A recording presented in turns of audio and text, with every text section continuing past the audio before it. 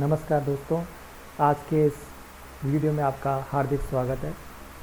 आज हम इस वीडियो में जीएसटी में पोस्ट सप्लाई डिस्काउंट के बारे में बात करने वाले हैं।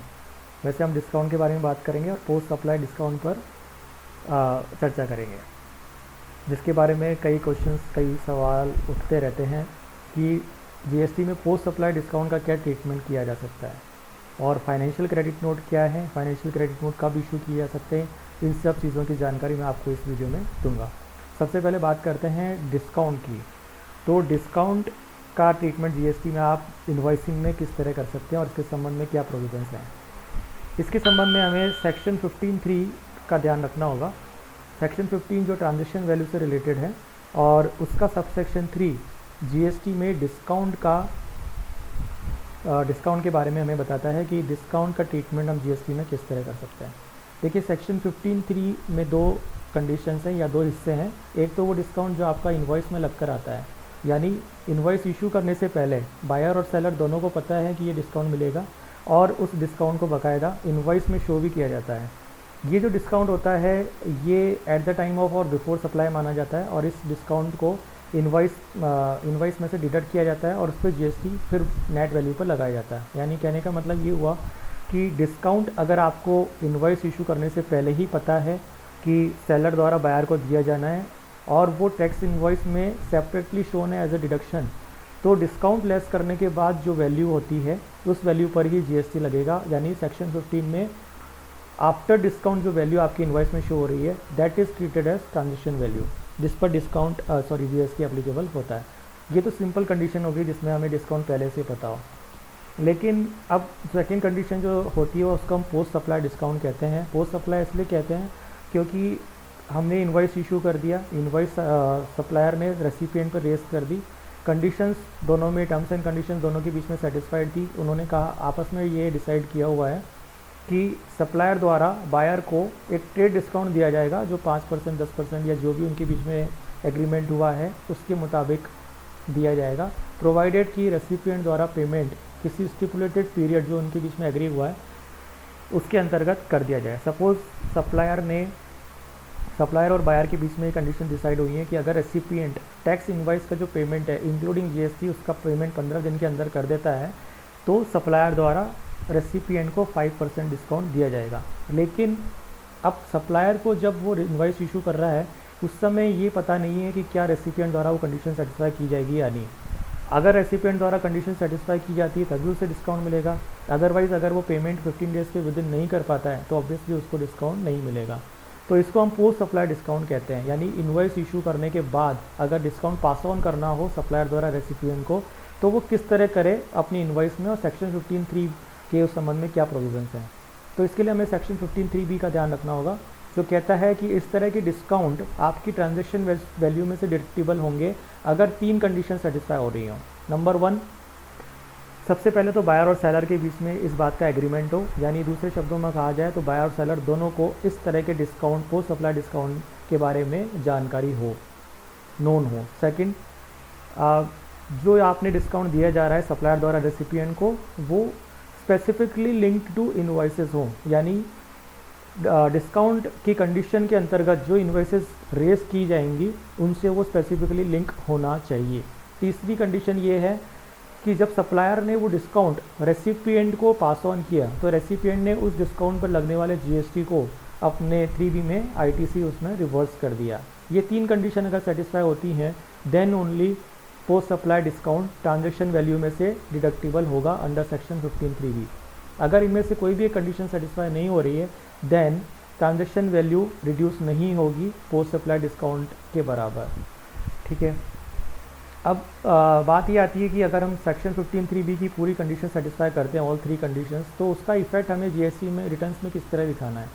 तो उसकी मेथोडोलॉजी ये होगी कि आप एज अ सप्लायर रेसिपिएंट को डिस्काउंट पास ऑन करने के लिए और उस डिस्काउंट पे जो जीएसटी कंपोनेंट है वो पास ऑन करने के लिए सेक्शन 34 के अंतर्गत क्रेडिट नोट इशू करेंगे। सेक्शन 34 में क्रेडिट नोट इशू किया जा सकता है 3 कंडीशंस में या 3 सिचुएशंस। पहली, जब goods are found to be in deficient, यानी कि जो गुड्स आपने रेसिपिएंट को सप्लाई की हैं वो डेफिशिएंट हो। सेकेंडली, या फिर वो रिटर्न कर दिया जाए आपके रेसिपिएंट द्वारा, यानी जिस केस में हम उसको रेसिपिएंट द्वारा वो आपको रिटर्न कर दिया जाए। तीसरा, अगर आपने जो टैक्स इनवॉइस इशू की है उसमें जो टैक्सेबल वैल्यू और टैक्स चार्ज है वो रेसिपिएंट द्वारा एक्चुअली पेएबल टैक्स या टैक्सेबल वैल्यू से ज़्यादा हो। यानी कि अगर हम सेक्शन 15(3)(b) में डिस्काउंट पास ऑन करना चाहते हैं तो हमें सेक्शन 34 में जो क्रेडिट नोट की वन ऑफ द कंडीशंस है कि हमने जो इनवॉइस रेज की उस इनवॉइस में जो हमने टैक्सेबल वैल्यू और टैक्स चार्ज कर रखा है वो रेसिपिएंट द्वारा एक्चुअली पेएबल टैक्स से ज़्यादा है, then we can issue the credit note. लेकिन साथ में ये ध्यान रखना है कि सेक्शन 34 में क्रेडिट नोट इशू करने की समय सीमा है within 6 month from the end of the financial year. अगर आप वो समय सीमा चूक जाते हैं एज ए सप्लायर तो फिर आपका क्रेडिट नोट इशू नहीं हो सकता। उस केस में कोई जीएसटी का इम्प्लीकेशन भी नहीं होगा, ना तो आपको आपकी आउटवर्ड लाइबिलिटी कम करने दिया जाएगा और ना ही रेसिपिएंट द्वारा आईटीसी रिवर्स की जाएगी।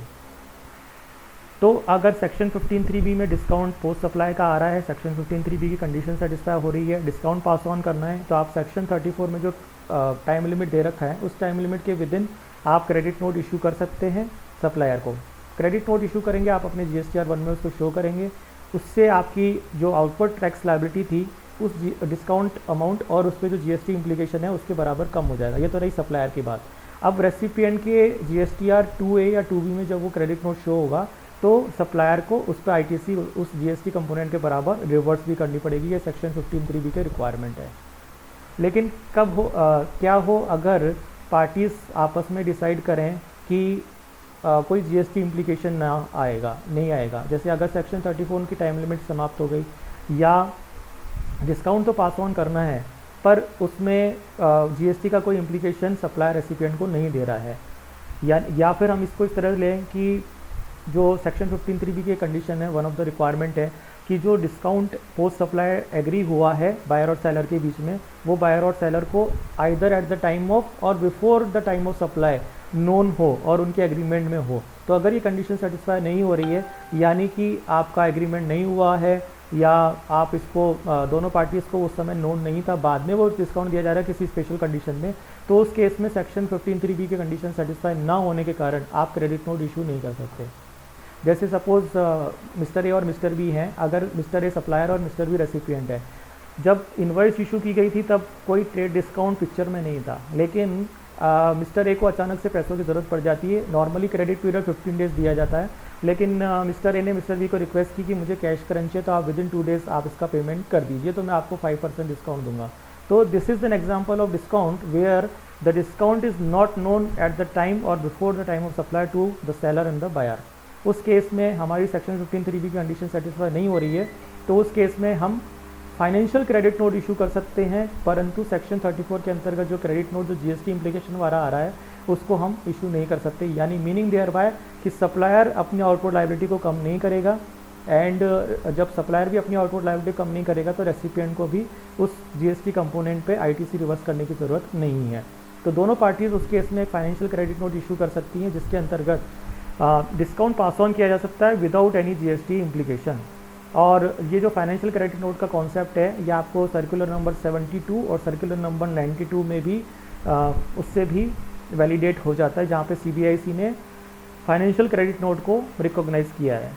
तो इस फाइनेंशियल क्रेडिट नोट का भी इशू किया जा सकता है जब सेक्शन 15(3)(b) में से कोई भी कंडीशन हमारी सेटिस्फाई नहीं हो रही है। जब हम सेक्शन 34 में क्रेडिट नोट इशू नहीं कर सकते क्योंकि टाइम लिमिट एक्सपायर हो चुकी है, तो उस केस में सेक्शन 34 में क्लियरली लिखा हुआ है कि अगर टाइम लिमिट एक्सपायर हो जाती है देन क्रेडिट नोट इशू नहीं किया जा सकता, यानी कि सप्लायर द्वारा अपनी आउटपुट लायबिलिटी को कम नहीं किया जा सकता। और जब ऐसा है तो रेसिपिएंट को भी आईटीसी रिवर्स करने की ज़रूरत नहीं है। रेसिपिएंट को आईटीसी रिवर्स करने की ज़रूरत तभी है जब क्रेडिट नोट सप्लायर द्वारा सेक्शन 34 में जो टाइम लिमिट है उसकी विदिन इशू किया जा चुका है और उसके 2A या 2B में वो रिफ्लेक्ट हो रहा है। फाइनेंशियल क्रेडिट नोट में जीएसटी का इम्प्लीकेशन नहीं आएगा और उस केस में सिंपली एक डिस्काउंट पास ऑन हो जाएगा, जो कि सप्लायर जिससे सप्लायर की आउटपुट लायबिलिटी भी कम करने की ज़रूरत नहीं है और ना ही रेसिपिएंट को अपनी आईटीसी जो है रिवर्स करने की ज़रूरत है। तो इस तरह से जीएसटी में डिस्काउंट और पोस्ट सप्लाई डिस्काउंट के बारे में व्यवस्था की गई है सेक्शन 15(3) में। सेक्शन 15(3) में सिंपल केस है जहाँ पर आप टैक्स इनवॉइस में डिस्काउंट लगा देते हैं, वो तो डिडक्टिबल होगा ही, लेकिन सेक्शन 15(3)(b) जिसमें पोस्ट सप्लाई डिस्काउंट के बारे में बात कही गई है, जिसके लिए मैंने आपको 3 कंडीशन बताई। Number 1, the discount is known to the parties at the time or before the supply by way of an agreement. Secondly, the discount passed on by the supplier to the recipient is specifically linked to the invoices. And third one is that recipient is required to reverse the ITC on the GST component on the discount being supplied by the supplier to the recipient. और उस case में supplier भी अपनी output tax liability को उस amount से reduce करने के लिए एलिजिबल होगा। तो मुझे आशा है कि आपको ये वीडियो पसंद आया होगा और इसमें जो मैंने आपको एक्सप्लेन किया है डिस्काउंट के ट्रीटमेंट के बारे में वो आपको अच्छे से क्लियर हो गया होगा। अगर आपको ये वीडियो पसंद आता है तो please like, subscribe and share this video and also subscribe to my channel. अब उसके आगे की वीडियोस में मैं आपको सेक्शन 15 के ट्रांजैक्शन वैल्यू में क्या इंक्लूजन्स हैं और क्या एक्सक्लूजन्स हैं और इसके अलावा वैल्यूएशन रूल्स का क्या इंपॉर्टेंस है जीएसटी में और वैल्यूएशन रूल्स कब लगाए जाते हैं, आने वाले वीडियोस में मैं आपको इसके बारे में भी डिटेल्स में बताऊंगा। Thank you very much.